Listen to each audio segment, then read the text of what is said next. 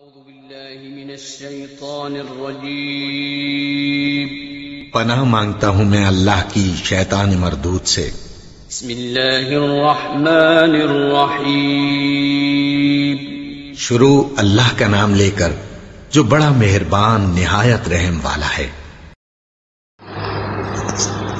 أعوذ بالله من الشيطان الرجيم بسم الله الرحمن الرحيم وإن خفتم شقاق بينهما فابعثوا حكما من أهله وحكما من أهلها إن يريدا إصلاحا يوفق الله بينهما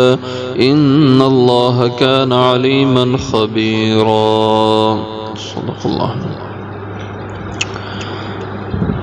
وَإِنْ خِفْتُمْ، اور اگر تم اندیشہ کرو، تمہیں ڈر ہو، شقاق بینہما، ان دونوں کے درمیان اختلاف کا، فَبَعَثُوا، تو مقرر کرو، حکماً، ایک منصف، من اہلہ، خامد کے گھرانے سے، وحکماً، اور ایک منصف، من اہلہا، بیوی کے گھرانے سے، ان یریدا، اگر وہ دونوں منصف چاہیں، اصلاحاً، ان دونوں میں اصلاح کرنا، یوفق اللہ بینہما، تو اللہ تعالی موافقت پیدا فرما دیں گے ان دونوں کے درمیان۔ ان اللہ کان علیما خبیرا، بے شک اللہ جل شانہ ہیں جاننے والے، خبر رکھنے والے۔ تو اس سے پہلے یہ مضمون بیان ہوا ہے کہ اگر عورت اپنے خامند کی نافرمان ہو تو خامند اس کو سمجھائے، اور عورت کردار کی صحیح نہ ہو اور خامند اس کو بار بار سمجھانے کے باوجود بھی عورت اپنے آپ کو نہ درست کرے، تو اللہ تعالیٰ نے اس کی یہ صورتیں بیان فرمائیں کہ سب سے پہلی صورت کہ عورت کو مرد خامد اس کا سمجھائے، اور اگر سمجھانے سے عورت باز نہ آئے اپنی حرکتوں سے تو عورت کا بستر اپنے سے الگ کر دے۔ اگر اس سے بھی بات اس کی عقل میں نہ آئے، اس کا دماغ درست نہ ہو، تو پھر تیسری صورت اللہ نے یہ بیان فرمائی کہ اب مرد عورت کو مار سکتا ہے، لیکن یہ مار تادیبی ہوگی، یہ نہیں کہ ہڈیاں توڑ دے یا اس کو زخمی کر دے، بس ہلکی تادیبی مار اس کو دے، کوئی تھپڑ لگا دے، کوئی اس طرح کی صورت ہے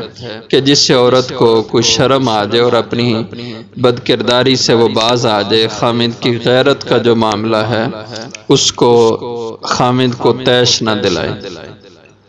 تو اس کا بیان تھا، لیکن اگر یہ ساری صورتیں خامند اختیار کرے اور پھر بھی معاملہ نہ سلجھے، عورت خامند کی تابعداری میں نہ آئے اور اختلاف ان کا بڑھتا جائے، تو اب اللہ جل شانہ اس آیت مبارکہ میں یہ ارشاد فرماتے ہیں کہ اب دو حکم فیصل مقرر کیے جائیں، منصف دو مقرر کیے جائیں، ایک منصف خامند کے خاندان اس کے گھرانے کی طرف سے ہو اور ایک منصف عورت کے خاندان اس کے گھرانے سے ہو، اور یہ دونوں منصف بیٹھ کر کے معاملے کو سوچیں اور مرد عورت دونوں کو سمجھائیں کہ جس میں غلطی ہے، عورت غلطی کر رہی ہے، عورت کو سمجھائیں تو اپنی غلطی کو مان لے اور اپنے خامد سے معذرت کر لے اور اپنے آپ کو درست کر لے۔ تو اللہ تعالیٰ فرماتے ہیں وَإِنْ خِفْتُمْ، اور اگر تمہیں ڈر ہو، خوف ہو، اندیشہ ہو، شقاق بینہما، ان دونوں میں یعنی میاں بیوی میں مخالفت کا، یعنی برابر وہ مخالفت میں بڑھتے ہی جا رہے ہیں، تو ایسی صورت میں فَبَعَثُوا حَكَمًا مِّنْ أَهْلِهِ، تو پس مقرر کرو ایک حکم فیصل منصف من اہلی، مرد کے گھرانے اور خاندان سے، وحکم من اہلی، اور ایک منصف عورت کے گھرانے سے، اور یہ دونوں سمجھدار آدمی ہونے چاہیے اور ان کے خیر خواہ ہونے چاہیے۔ تو یہ دونوں آپس میں بیٹھ کے ڈسکس کریں اور پھر عورت کو سمجھائیں، اور مرد میں بھی اگر کچھ کمی ہے اس کو بھی سمجھائیں۔ ان یریدا، اگر یہ دونوں منصف ارادہ کر لیں اصلاحاً، ان دونوں کے معاملے کو سلجھانے کا، ان کی دلی چاہت ہو کہ یہ دونوں ان میں اتفاق ہو جائے اور آپس میں ان کا سلوک ہو جائے اور اچھی زندگی گزارنے والے بن جائیں، تو پھر یوفق اللہ بینہما، تو جب یہ دونوں اچھی نیت رکھیں گے تو اللہ اس کی برکت سے ان دونوں میاں بیوی میں موافقت پیدا فرما دیں گے۔ اور ظاہر ہے کہ جب دو آدمیوں میں اختلاف ہوتا ہے، جس کی غلطی ہو اس کو غلطی مان لینی چاہیے، تب معاملات سدھرتے ہیں۔ اور غلطی کو مان لینا یہ انسانیت ہے، یہ آدمیت ہے۔ حضرت آدم علیہ السلام سے دیکھیے، غلطی ہوگی، اللہ نے فرمایا لا تقربا هذه الشجرہ، اس درخت کے قریب نہ جانا، لیکن غلطی ہوگی اور درخت کا پھل کھا لیا۔ اب یہ نہیں فرمایا کہ میں نے نہیں کھایا یا میں نے یوں کیا وہ کیا، فوری طور پر اپنی غلطی کی اللہ سے معافی مانگی۔